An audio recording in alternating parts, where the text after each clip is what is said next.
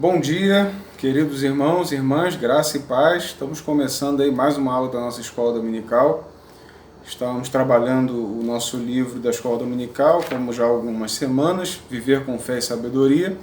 Trabalharemos hoje a lição 19, uma igreja que concilia.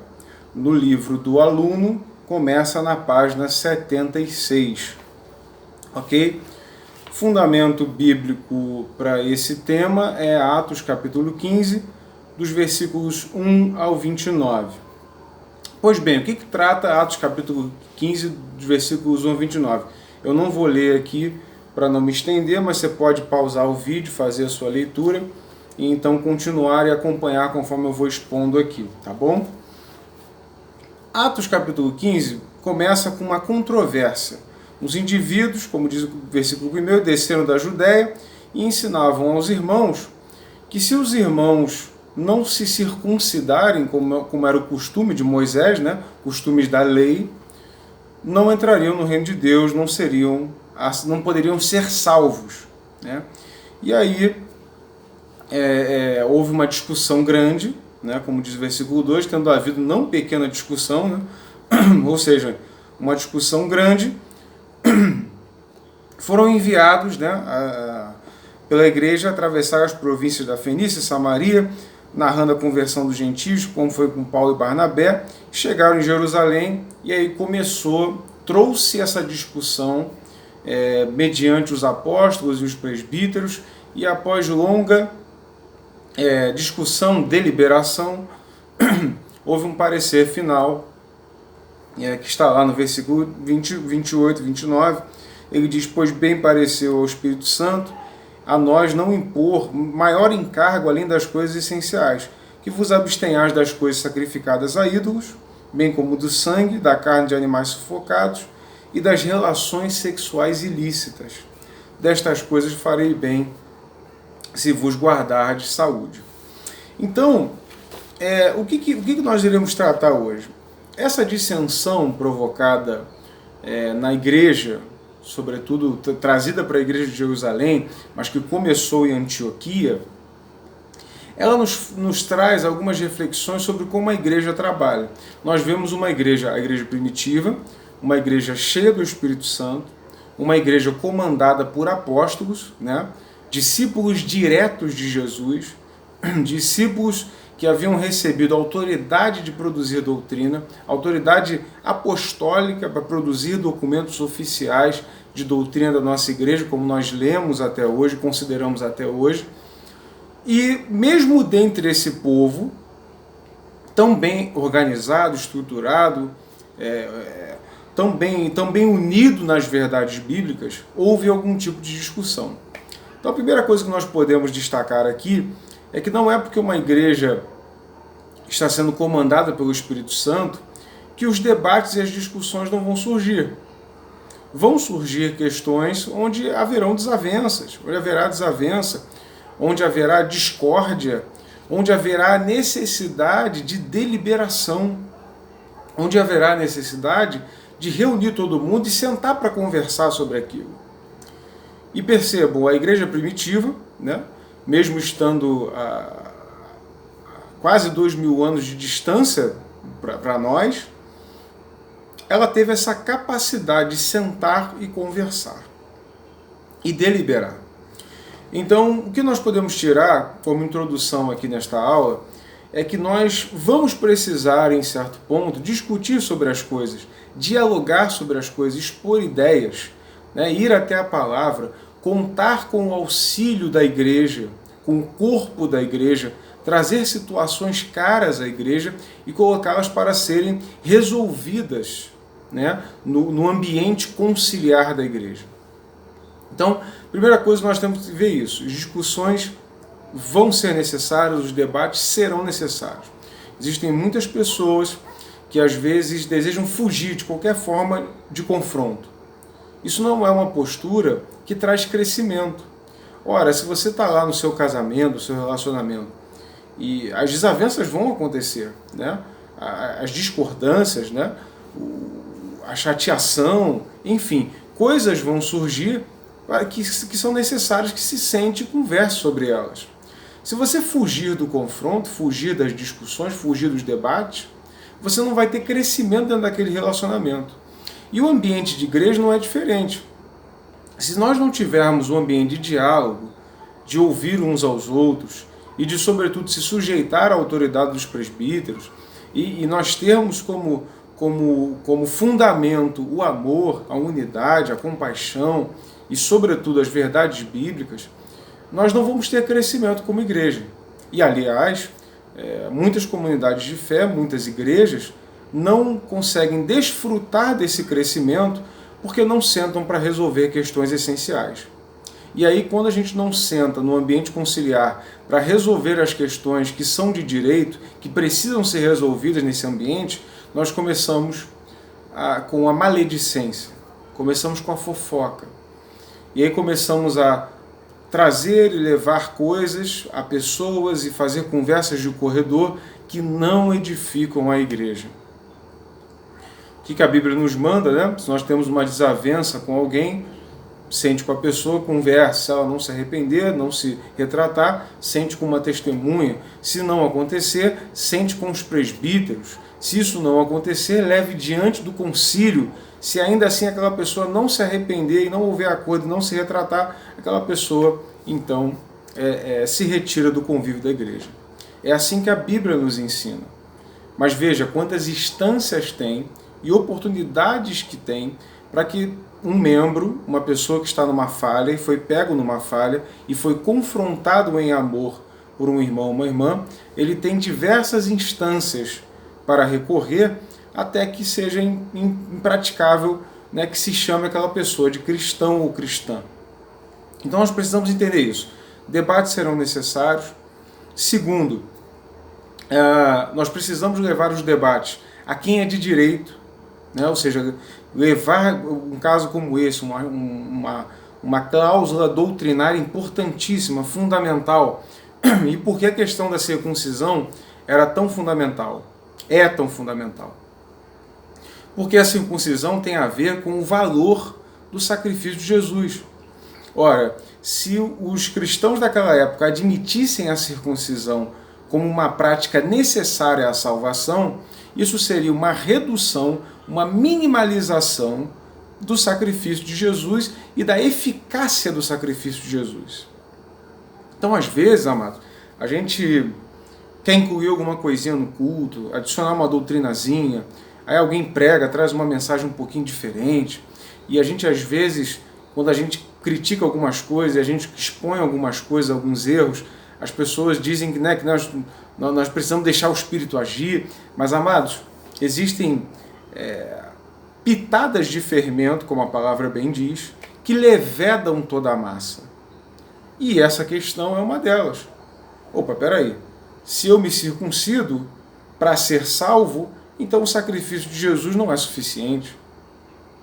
E aí a exposição de Pedro vai dizer, Pedro vai dizer, olha, irmãos, nós cremos que nós somos salvos pela graça. Nós fomos salvos pelo favor de Deus, não é por práticas externas, corpóreas nossas. E aí está o centro da discussão. Então, o que nós precisamos entender? Primeiro isso, não podemos fugir da discussão. Segundo, precisamos levar as discussões a quem é de direito, quando nós percebemos que as discussões são sérias, trazem implicações sérias, e a igreja precisa abordar essas questões com seriedade, com temor, né? Biblicamente, precisam abordar biblicamente. Naquela época se tinha os apóstolos tinham essa autoridade de produzir doutrina. Nós, né, como cristãos metodistas, acreditamos que essa autoridade apostólica ela cessou, esse ministério não existe mais. Não existe mais ninguém capaz de produzir doutrina. A doutrina que foi produzida por esses apóstolos, pelas palavras de Jesus, pelos evangelhos relatados, e estão aqui nessa Bíblia Sagrada que nós temos até o dia de hoje. Portanto, quando nós vamos resolver questões doutrinárias sérias, é necessário que a gente faça uma abordagem exegética, hermenêutica, fiel, responsável da palavra de Deus, para que nós possamos responder às questões que são sensíveis à nossa comunidade. Então, Essa é a segunda coisa, levar a quem é de direito. E terceiro, né, eu poderia destacar aqui no texto que nós precisamos ter uma condição de obediência e reverência por parte dos irmãos em relação à sua autoridade. Então você vê, tinha diversos membros, né? Quem trouxe essa dissensão entre o povo sobre a circuncisão foram membros, né? Aqui está falando aqui alguns indivíduos que desceram da Judéia, ou seja, eram irmãos, membros comuns que estavam ensinando esse tipo de coisa. E os apóstolos, os presbíteros falaram, opa, precisamos sentar para resolver. Então os membros precisam ter uma postura de reverência e de obediência à decisão que for tomada conciliarmente e a direção que for dada pelos seus presbíteros. É evidente que toda decisão tomada por um presbítero, por um líder da igreja, não pode ser monocrática, né? A minha palavra como pastor, ela não pode ser inquestionável, né? Porque se assim fosse, nós estaríamos voltando à infalibilidade papal que o Lutero tanto combateu na ocasião da Reforma Protestante.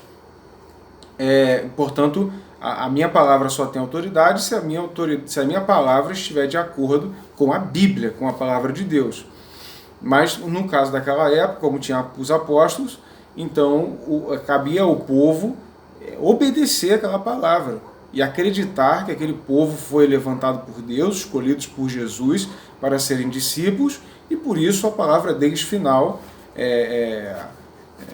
batido o martelo no ambiente de concílio da igreja, aquela é a palavra final e acabou.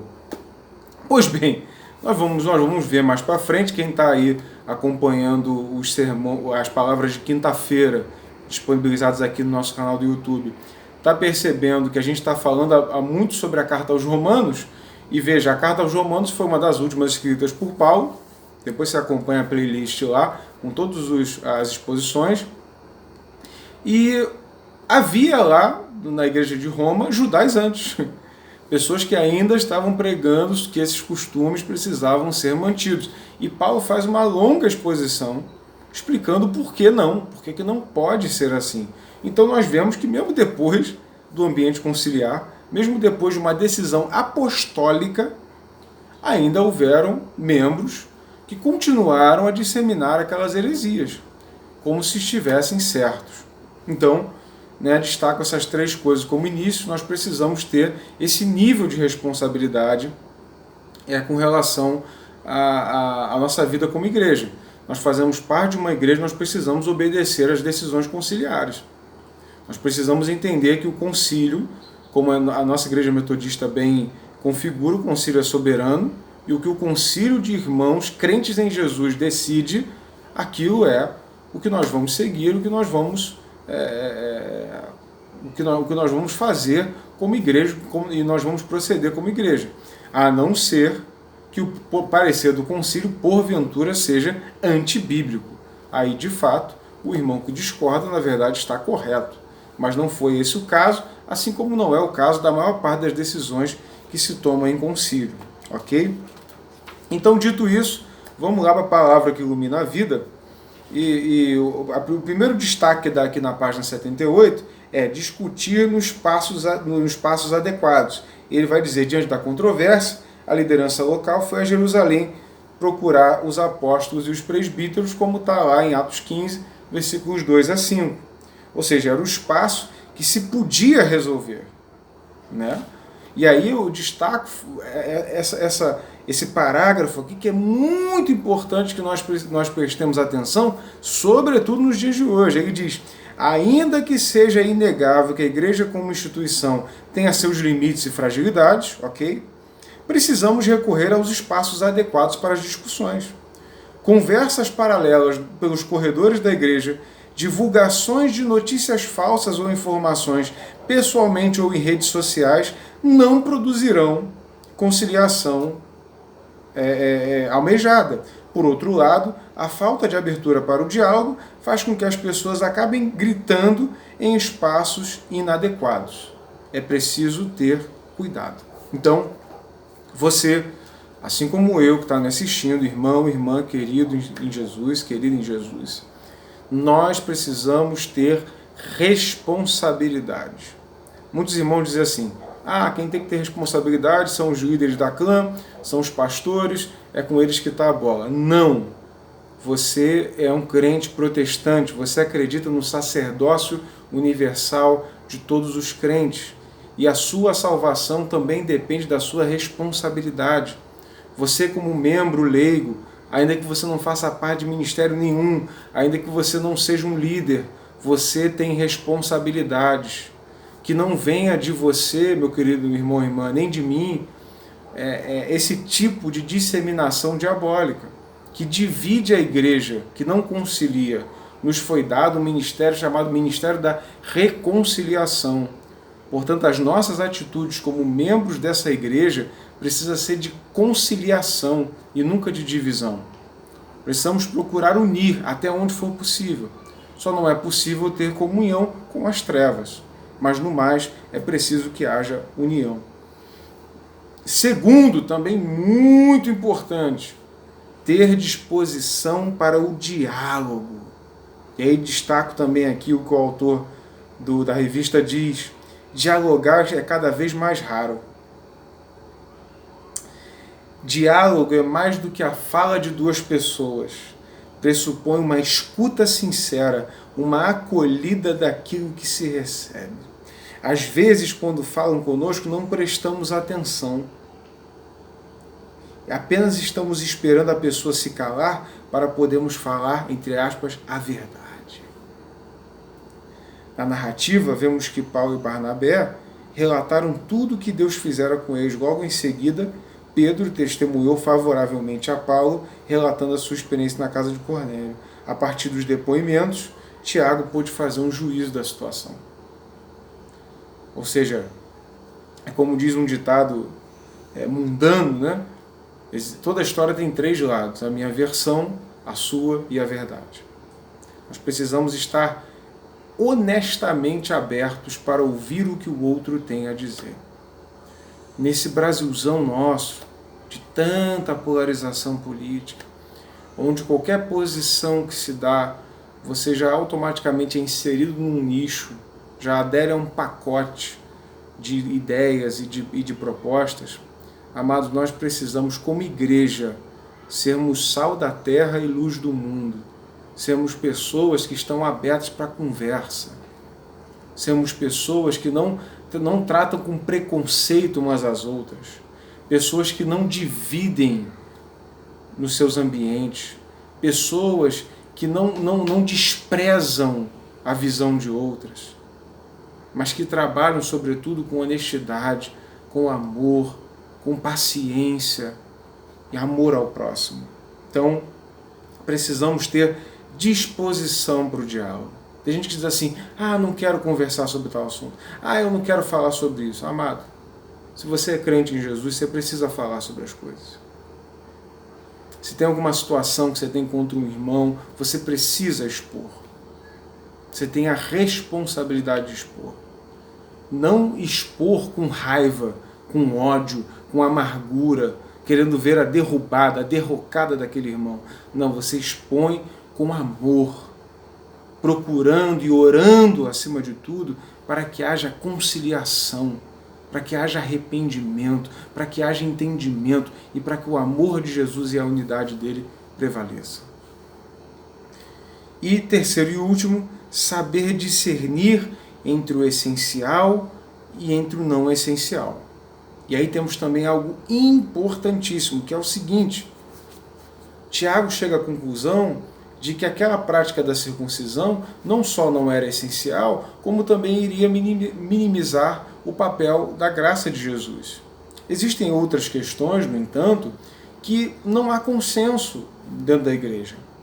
Existem algumas questões de usos e costumes, que é diferente de doutrina, usos e costumes que não têm base bíblica para que sejam verdades absolutas. E nessas questões nós não podemos ter posturas preconceituosas ou ter posturas fechadas numa só linha de pensamento. Naquilo que é essencial, nós precisamos combater e defender, fazer apologética até o fim. Mas nas não essenciais nós não podemos bater o martelo e dizer é ou não é, é pecado ou não é pecado. Se nós não temos base bíblica para definir se é verdadeiramente pecado, nós precisamos nos abster. E aí Tiago tem uma fala que é muito importante, ele diz: eu só peço o seguinte, que vocês se abstenham das coisas sacrificadas a ídolos e que se fujam das relações sexuais ilícitas. Ou seja, tudo que sugere um pacto de sangue com a impiedade ou com o mal. Ele diz, fazendo isso, está tudo bem. Ele está dizendo que a doutrina bíblica cristã se resume a isso? Não.